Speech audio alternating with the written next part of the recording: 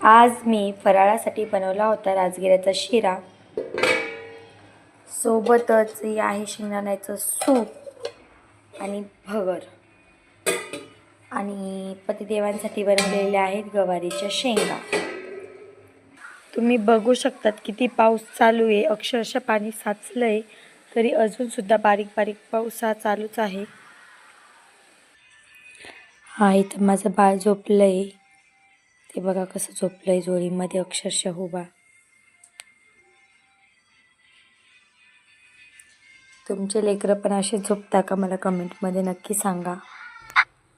त्यानंतर 2 असे छान असे पार्सल आलेले होते, तर मी एक याच्यात टॉप मागवलेला होता आणि एका याच्यामध्ये मागवलेलं होतं ते म्हणजे वजन काटा। तो माझ्या इथला एक ताई आहे, त्यांनी मला मागवण्यासाठी सांगितलेला होता, मग मी त्यांना तो मागवून दिलेला आहे। हा त्यांना 440 रुपयाला पडलेला आहे, पण वजन काटा छान आहे, परफेक्ट असं वजन दाखवतो आणि मला तरी पर्सनली तो खूप आवडला। तुम्हाला हवं असेल तर कमेंट करा।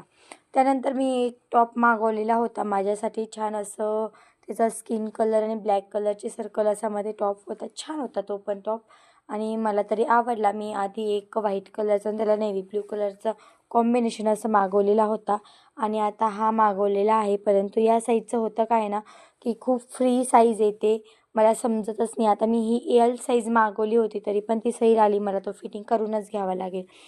त्यानंतर काही साड्या होत्या कस्टमरच्या, त्यांना छान असं फिटिंग फॉल लावायचा होता, त्यांना मशीनवरती फॉल लावून झालेला होता, परंतु हात शिलाई करायची बाकी होती, मग मी तीच करून घेत होते। आता माहीत नाही, मला अर्जंटमध्ये हे ब्लाऊजसुद्धा कस्टमरने तयार करायला लावलेला आहे, मग मला आता बाकीच्या साड्या राहूच द्याव्या लागतील हात शिलाई करायच्या, कारण की मग ते ब्लाऊज कटिंग करून ते टिच करायचं आहे। हिला तर मी आता फॉल लावून घेतला, परंतु ते बाकी आहे, आता बघू कसं कसं होत आहे ते।